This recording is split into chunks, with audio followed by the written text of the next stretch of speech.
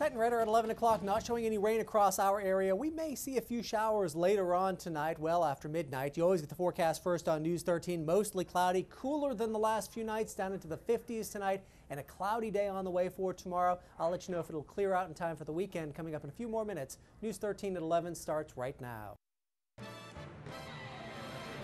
I'm Colin Gasquey in Darlington. Coming up in coverage you can count on, I'll tell you how money generated at the Showtime Southern 500 benefits organizations like this free health clinic in the Darlington area. We are, continuing to eliminate space for Brittany, and, we're just closer to home at this point. Well, 2 years after Brittany Drexel disappeared, crews continue to search. We'll tell you if they found anything. And having one snake around your home may be one too many, but what if you had 80 snakes or more? Live from the WBTW News Center, this is News 13 at 11. Coverage you can count on. And sounds of the Showtime Southern 500 are just a couple of weeks away. But the action at Darlington has already begun. Good evening, everyone. I'm Wendy Redmond. Hello, I'm Bob Jubak. Thanks for joining us tonight for coverage you can count on. And you can certainly count on the fact that Mother's Day weekend will be big at Darlington. But even those of you who don't go anywhere near the track that weekend can benefit from the racing. In addition to the overall economic impact, the Raceway donates tens of thousands of dollars to local civic organizations each year. New at 11, News 13's Colin Gasquey explains how that money helps the entire Darlington community in tonight's top story. Darlington Raceway has a reputation for being pretty tough, but it also has a big soft spot in its heart. We really pride ourselves on being very good community citizens, and a part of that is giving back. And that's what Raceway President Chris Browning and the staff do every year. When the Showtime Southern 500 comes to town, many local civic groups volunteer to help. In turn, the Raceway makes donations to their causes.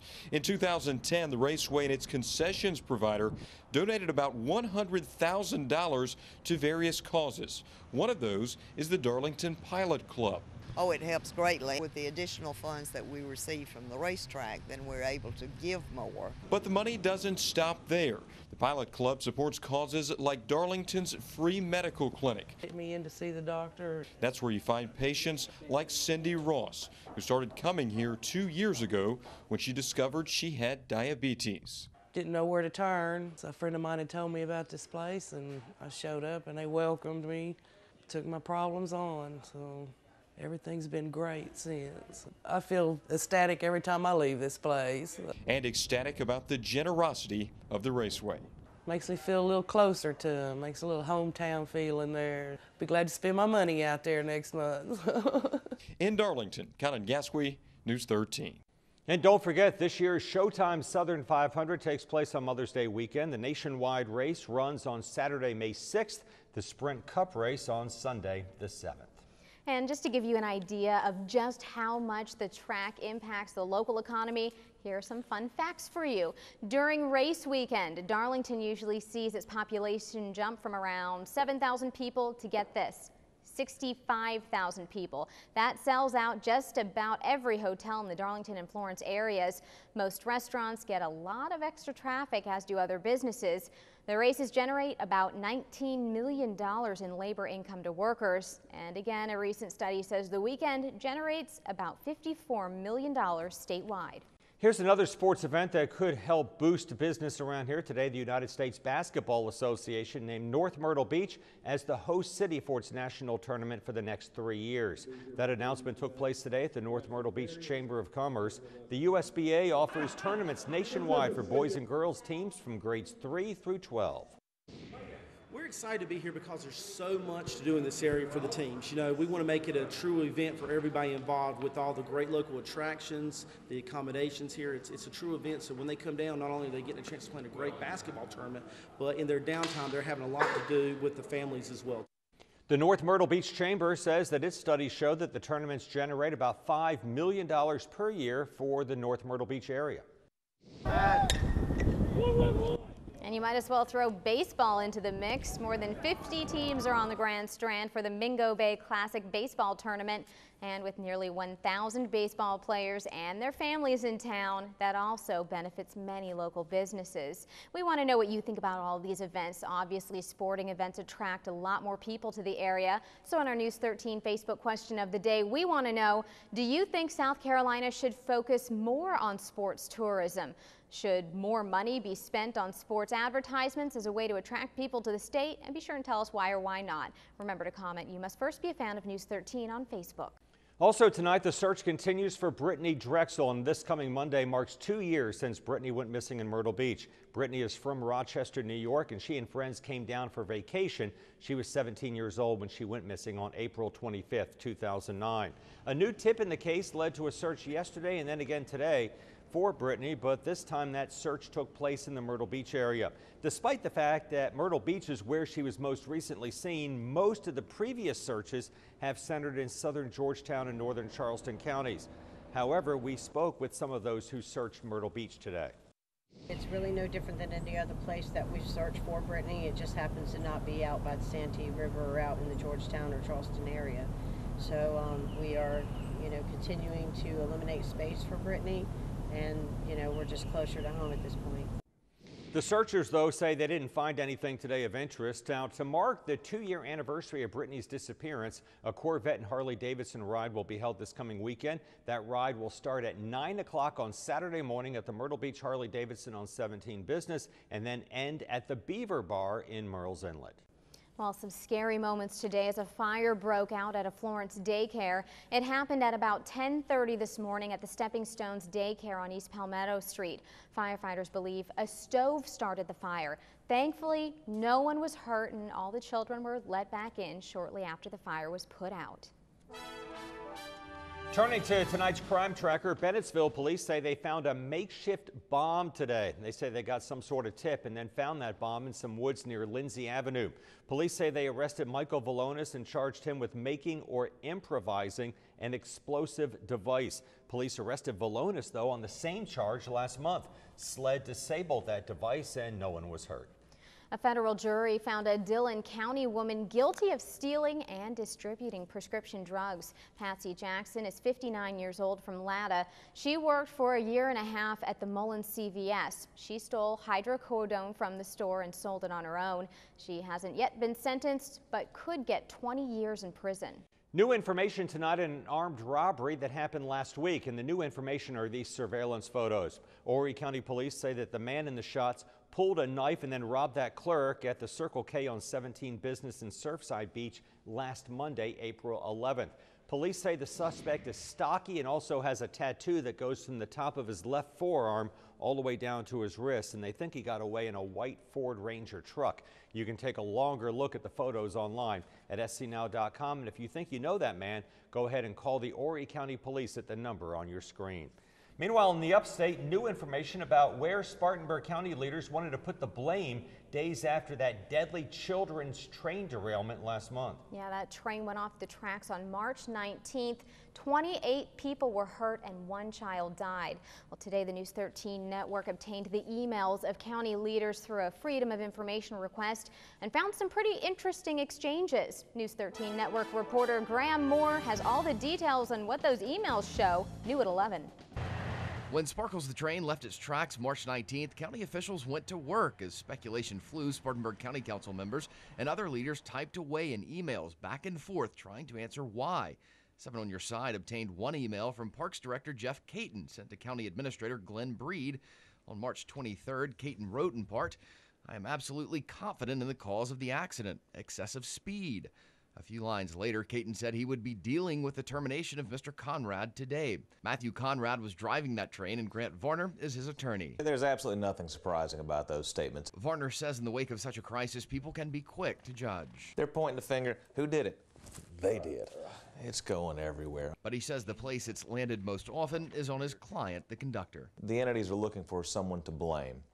And it's an effort typically to get the pressure off them, to move the spotlight to one person and very quickly put something to rest. So what to make of Canton's email? Conrad has not been fired, and as for the comment about speed, Caton's boss, the county administrator, says Caton was talking out of line.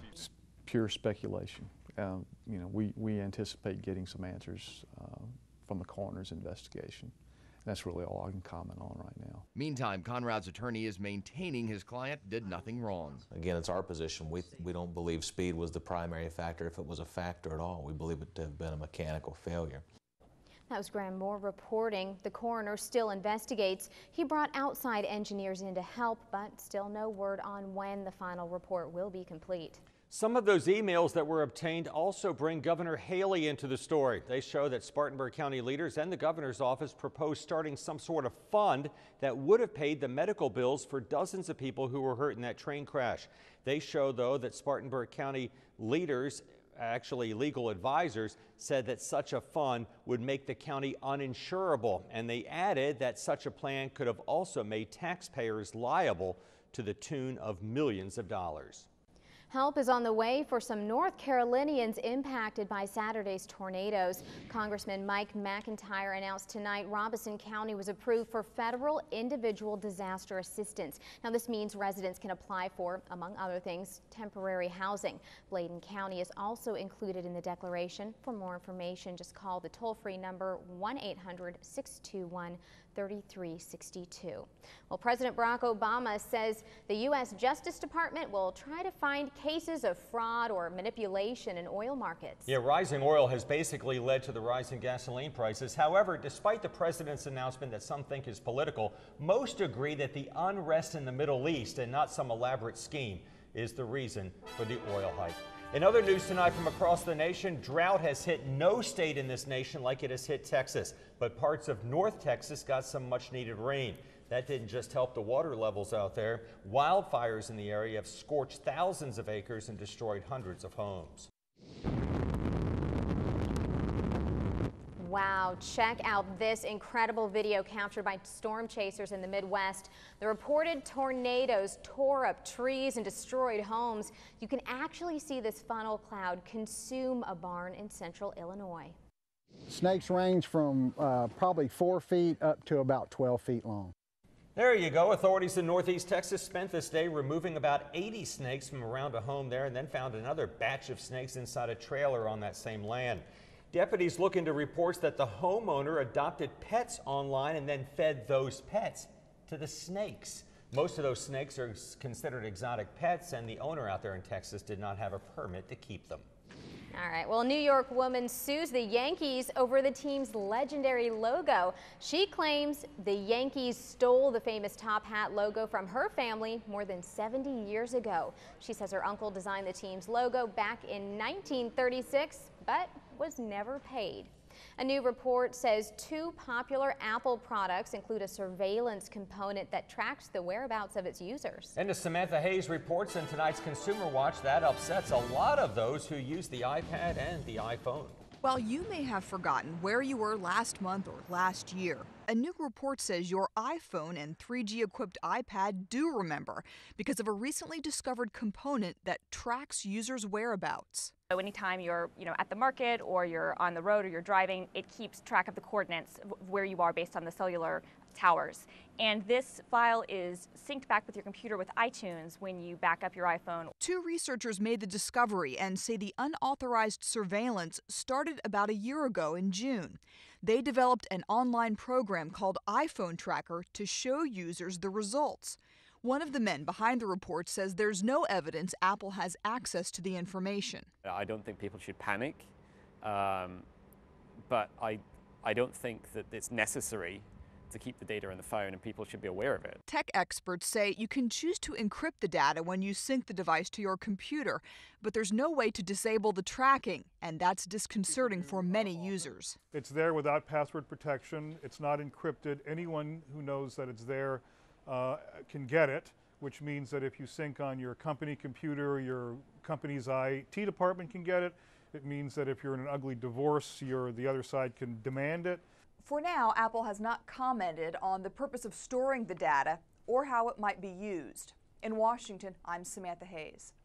Another warm day today, but we started to cool off in the afternoon. Temperatures still ended above normal in Florence. High temperature today, 82 degrees. We should be in the middle 70s. North Myrtle Beach, a nice warm afternoon, 85 degrees. We're already starting to cool down. I'll let you know how much cooler it'll be tomorrow coming up. Thanks a lot, Frank. Also, the forecast looking pretty good for Easter Sunday. Still to come, though, on this Thursday night. We'll take you inside the scenes of Easter. And we'll introduce you to a special group of people who are determined to have a boatload of fun. That's all when News 13's coverage you can count on continues.